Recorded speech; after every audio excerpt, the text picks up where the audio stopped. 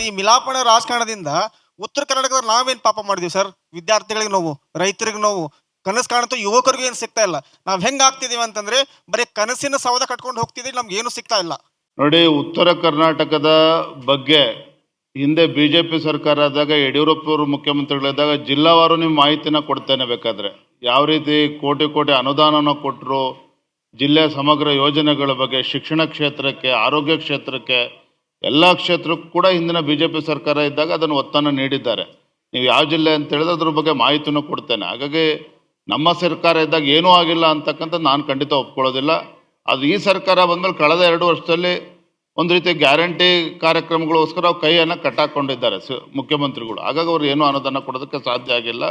ನೀವು ಯಾವ ಜಿಲ್ಲೆ ಅಂತ ಹೇಳಿದ್ರೆ ಖಂಡಿತ ನಮ್ಮ ಸರ್ಕಾರದಾಗ ಏನೇನು ಅಭಿವೃದ್ಧಿ ಕೆಲಸಗಳು ಮಾಹಿತಿನ ಕೊಡ್ತೇನೆ ನಾನು. ನನ್ನ ಹೆಸರು ಆಯಿಷಾ ಸಂಧಿ ಅಂತ. ತಾವು ಹೇಳ್ತಾ ಇದ್ದೀರಾ 5 ಗ್ಯಾರಂಟಿ ಅಭಿವೃದ್ಧಿ ಅಂತ ತಿಳ್ಕೊಂಡಿದ್ದೀರ ಜನ ಅಂತ. ಹಸ್ದಾರಿಗೆ ಯಾವತ್ತು ನಿಮ್ಮ ಸರ್ಕಾರ ಇದ್ದಾಗ ಕೇಳಿದ್ದೀರ ತಾವು?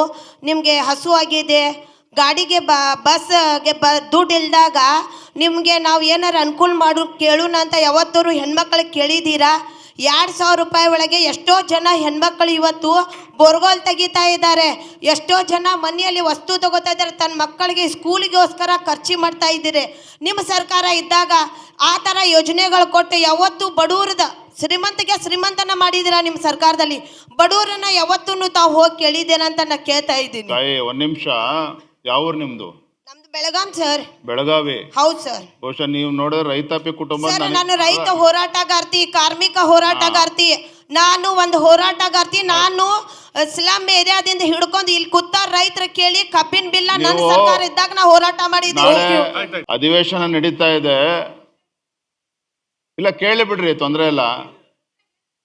ತಾವು ಸಮಾಧಾನದಲ್ಲಿ ಇದ್ರೆ ಹೇಳ್ತಾನೆ, ತಾಯಿ ಕುತ್ಕೊಳ್ಳಿ. ಇವತ್ತು ಯಡಿಯೂರಪ್ಪನವ್ರು ಮುಖ್ಯಮಂತ್ರಿಗಳಿದ್ದಾಗ ಇಡೀ ದೇಶದಲ್ಲಿ ಯಾರು ಕೊಟ್ಟಿರಲಿಲ್ಲ, ಭಾಗ್ಯಲಕ್ಷ್ಮಿ ಕೊಟ್ಟವ್ರು ಯಡಿಯೂರಪ್ಪನವರು. ಇವತ್ತು ರೈತರು ಇವತ್ತು ತಮ್ಮ ಹೊಲಕ್ಕೆ, ನೀವು ಬರೋಕ್ಕೂ ಮುಂಚೆ ನೀವು ತಡವಾಗಿ ಬಂದ್ರಿ, ರೈತ ತನ್ನ ಹೊಲಕ್ಕೆ ಟ್ರಾನ್ಸ್ಫಾರ್ಮರ್ ಹಾಕಬೇಕು ಅಂತ ಹೇಳಿದ್ರೆ 25,000 ರೂಪಾಯಿ ಕಟ್ಟರೆ ಸಾಕು. ಇವತ್ತು ಸಿದ್ದರಾಮಯ್ಯ ಬಂದ್ಮೇಲೆ 3 ಲಕ್ಷ ರೂಪಾಯಿ ಮಾಡಿದ್ದಾರೆ. 3 ಲಕ್ಷ ರೂಪಾಯಿ 2.5 ಸುಮ್ಮನೆ ರೀ, 2.5 3 ಲಕ್ಷ ರೂಪಾಯಿ ಕಟ್ಟಬೇಕು. ಇದು ರಾಜಕೀಯ ವೇದಿಕೆ ಅಲ್ಲ, ದಯಮಾಡಿ ಇದು ರಾಜಕೀಯ ವೇದಿಕೆ ಅಲ್ಲ, ಇದು ರಾಜಕೀಯ ವೇದಿಕೆ ಅಲ್ಲ. ಕಟ್ಟಬೇಕು. ಬಹುಶಃ ನೀವು ಇದು ಪರಿಸ್ಥಿತಿ.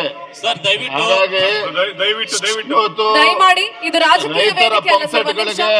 ರೈತರ ಪಂಪ್ಸೆಟ್ಗಳಿಗೆ ಉಚಿತ ವಿದ್ಯುತ್ ಅನ್ನ ಕೊಟ್ಟಂತವ್ರು ಈ ಬಿಜೆಪಿ ಸರ್ಕಾರದ ಕೊಟ್ಟಿದ್ದಾರೆ. ದಯಮಾಡಿ ಇದು ರಾಜಕೀಯ ವೇದಿಕೆ ಅಲ್ಲ, ಉತ್ತರ ಕರ್ನಾಟಕ ಭಾಗದ ಸಮಸ್ಯೆಗಳಿಗೆ ಪರಿಹಾರ ಕಂಡುಕೊಳ್ಳಿ. ದಯಮಾಡಿ ಪ್ಲೀಸ್. ವಿಷನರಿ ಪಾಲಿಟಿಷಿಯನ್ ಅಂತ ನಿಮ್ಗೆ ಹೇಳ್ತಾರೆ. ದೂರದೃಷ್ಟಿ ಇದೆ ನಿಮಗೆ. ಹೆಂಗಿದ್ದೀರಿ, ಎನರ್ಜೆಟಿಕ್ ಇದ್ದೀರಿ, ರಾಷ್ಟ್ರೀಯ ಪಕ್ಷದ ಅಧ್ಯಕ್ಷರಾಗಿದ್ದೀರಿ. ಅವರೆಲ್ಲ ಮನವಿ ಅಂದ್ರೆ, ನೀವು ಇಲ್ಲಿ ವಿರೋಧ ಪಕ್ಷವಾಗಿ ಕೆಲಸ ಮಾಡಿದ್ರೆ, ಇನ್ನೊಂದು ಕಡೆ ನೀವೊಂದು ಮಾಧ್ಯಮವಾಗಿ ಇಬ್ಬರ ಮಧ್ಯೆ ಗೋಡೆ ಬೆಸೆಯಬಹುದು ಅನ್ನೋ ಒಂದು ಆಶಾಭಾವನೆ ಅವರ ಹತ್ರ ಇದೆ.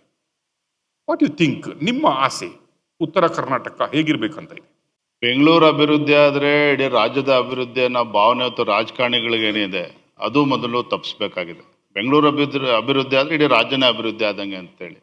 ಮತ್ತೆ ಈಗ ಅನೇಕ ರೈತ ಮುಖಂಡರು ಮಾತನಾಡಿದ್ರು, ಈ ಭಾಗದ ನೀರಾವರಿ ಯೋಜನೆಗಳೇನಿದ್ದಾವೆ ಅದನ್ನ ಶಾಶ್ವತವಾಗಿ ಪರಿಹಾರ ಕಂಡುಕೊಳ್ತಕ್ಕಂಥ ಕೆಲಸ ಆಗಲೇಬೇಕಾಗಿದೆ. ಈಗಾಗಲೇ ತಡ ಆಗಿದೆ. ಸುಮಾರು 20-30 ವರ್ಷಗಳ ಕಾಲ ಇವತ್ತು ತಡ ಆಗಿ ಹೋಗಿದೆ. ಈಗಲಾದರೂ ಕೂಡ ಒಂದು ಕಾಲದ ಇತಿಮಿತಿ ಒಳಗೆ ತತ್ಕ್ಷಣದ ಪರಿಹಾರ ಕಂಡುಕೊಳ್ತಕ್ಕಂಥ ಕೆಲಸ ಆಗಲೇಬೇಕಾಗಿದೆ. ಇವತ್ತು ಹಣಕಾಸಿನ ಸಚಿವರು ಇರ್ಬೋದು ಅಥವಾ ರಾಜ್ಯದ ಮುಖ್ಯಮಂತ್ರಿಗಳು ಇರ್ಬೋದು, ನನಗನ್ನಿಸ್ತೇ ಉತ್ತರ ಕರ್ನಾಟಕ ಇವತ್ತೇನು ಕಲ್ಯಾಣ ಕರ್ನಾಟಕದ ಬಗ್ಗೆ ಇವತ್ತು ಸಾವಿರಾರು ಕೋಟಿ ಪ್ರತಿ ಜಿಲ್ಲೆಗೂ ಅನುದಾನ ಸಿಗ್ತಾ ಇದೆ. ಒಂದು 10 years ಪ್ಲಾನ್ ಅಂತ ಹಿಡ್ಕೊಂಡು ಬೆಂಗಳೂರು ಅಭಿವೃದ್ಧಿ ಬಗ್ಗೆ ಹಲವಾರು ಬಾರಿ ಚರ್ಚೆ ಮಾಡ್ತೇವೆ. ಉತ್ತರ ಕರ್ನಾಟಕದ ಬಗ್ಗೆ ಏನು ವಿಶೇಷ ಪ್ಯಾಕೇಜ್ ಅಂತ ಹೇಳಿ ಕೆಲವರು ಉಲ್ಲೇಖ ಮಾಡಿದ್ರು. ಅದಕ್ಕೆ ಕೇಂದ್ರ ಸರ್ಕಾರನೂ ಸಹಕಾರ ಕೊಡಬೇಕಾಗ್ತದೆ, ರಾಜ್ಯ ಸರ್ಕಾರನೂ ಅದ್ರ ಬಗ್ಗೆ ಹೆಚ್ಚು ಆಸಕ್ತಿಯನ್ನು ತೆಗೆದುಕೊಂಡು ಅದನ್ನು ಕರೆಕ್ಟಾಗಿ ಕಾನ್ಸಂಟ್ರೇಟ್ ಮಾಡಿ ಆ ಸಮಸ್ಯೆಗಳಿಗೆ ಪರಿಹಾರ ಕಂಡುಕೊಳ್ತಕ್ಕಂಥ ಕೆಲಸ ಆಗಬೇಕಾಗ್ತದೆ. ನಾವು ವಿರೋಧ ಪಕ್ಷವಾಗಿ ಅದು ರೈಟ್ಲೆಸ್ ಸೈಡ್ ನಾವು ಸೇತುವೆಗೆ ಆ ನಿಟ್ಟಿನಲ್ಲಿ ನಾವು ಕೆಲಸ ಮಾಡಬೇಕಾಗ್ತದೆ. ಯಾಕೆ ಕೇಂದ್ರ ಸರ್ಕಾರ ನಮ್ಮದೇ ಇರೋದ್ರಿಂದ, ರಾಜ್ಯ ಸರ್ಕಾರ ಇವತ್ತು ಕಾಂಗ್ರೆಸ್ ಇರೋದ್ರಿಂದ ಕೇಂದ್ರ ಸರ್ಕಾರ ಮತ್ತು ರಾಜ್ಯ ಸರ್ಕಾರದ ಮಧ್ಯೆ ಸೇತುವೆಯಾಗಿ ನಾವು ಕೂಡ ಕೆಲಸ ಮಾಡಬೇಕಾಗ್ತದೆ. ಉತ್ತರ ಕರ್ನಾಟಕದ ಒಂದು ಸಮಗ್ರ ಅಭಿವೃದ್ಧಿ ದೃಷ್ಟಿಯಿಂದ ಮಾಡಲೇಬೇಕಾಗ್ತದೆ. ಉತ್ತರ ಕರ್ನಾಟಕದ ಜನತೆಯ ಅಳಲನ್ನು ಕೇಳಿಕೊಂಡು ಅದನ್ನು ಸರ್ಕಾರಕ್ಕೆ ಕ್ವಶನ್ ಮಾಡಬೇಕು ಅನ್ನುವ ಧೋರಣೆ ಇಟ್ಕೊಂಡು ಬಂದಿದ್ದೀರಿ, ಕೇಳಿದ್ದೀರಿ, ಅವರ ಅಹವಾಲುಗಳನ್ನು ಕೇಳಿದ್ದೀರಿ. ನಿಮ್ಮ ಕಾರ್ಯದಕ್ಷತೆ ನೋ ಕ್ವಶನ್. ಸರ್ಕಾರವನ್ನು ಎಚ್ಚರಿಸುವ ಕೆಲಸ ಮಾತ್ರ ಅಲ್ಲ, ಸೆಂಟ್ರಲ್ ಗವರ್ಮೆಂಟ್ ಒಟ್ಟಿಗೆ ಉತ್ತರ ಕರ್ನಾಟಕದ ಪ್ರತಿನಿಧಿಯಾಗಿ ಪ್ರತಿನಿಧಿಸಿರುವ ಅನ್ನೋ ಭಾವನೆಯೊಂದಿಗೆ ಈ ಸಂದರ್ಶನಕ್ಕೆ ಬಂದಿದ್ದಕ್ಕೆ ಧನ್ಯವಾದ. Thank you. ನಮಸ್ಕಾರ.